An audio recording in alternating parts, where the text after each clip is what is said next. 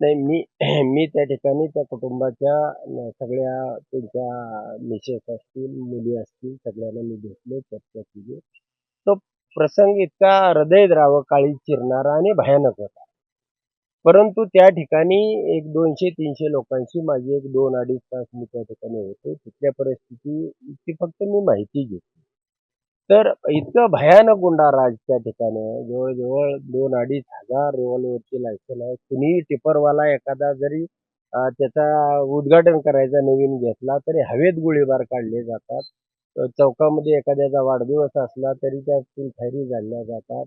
आणि ज्याही पद्धतीनं या कुटुंबावरती नव्हे, असे 32 खून त्या ठिकाणी मला लोकांनी सांगितले, की याला जे जे जबाबदार आहेत, ते समजा वाल्मिक कराड असेल आणि वाल्मिक कराड ज्यांच्यासाठी म्हणून हा खून करत होता. वाल्मिक कराड हा ज्याच्यासाठी खंडणी गोळा करत होता. वाल्मिक कराड हा ज्याच्यासाठी हा सगळा मलिदा गोळा करत होता.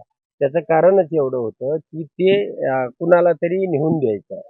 आणि म्हणून त्या ठिकाणी जेही काल सर्वपक्षीय मोर्चा झाला, त्याला माझाही पाठिंबा आहे आणि यापुढच्याही लढाईमध्ये जर त्यांनी वाल्मिक कराड आणि त्याच्या पाठीमागचे सुपरदार यांना जर तात्काळ अटक केली नाही, तर या राज्यामध्ये जिल्ह्या-जिल्ह्यामध्ये मोर्चे.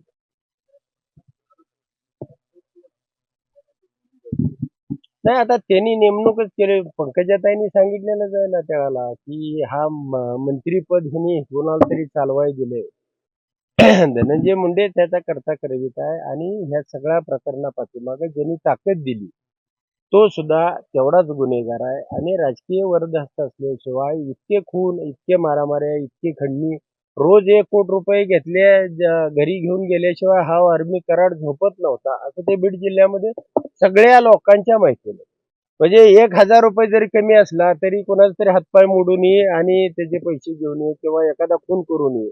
इतकं चिल्लर काम. त्याला 1 कोटीला 1,00,000 कमी असतील तरी त्या दिवशी त्याला झोप येत नव्हती. म्हणजे हा प्रकार ह्या राज्यामध्ये घडत असताना हा काही एका दिवसामध्ये घडला नाही. याच्यामध्ये राजकीय ताकदी किंवा वरदहस्त असल्याशिवाय हे घडू शकत.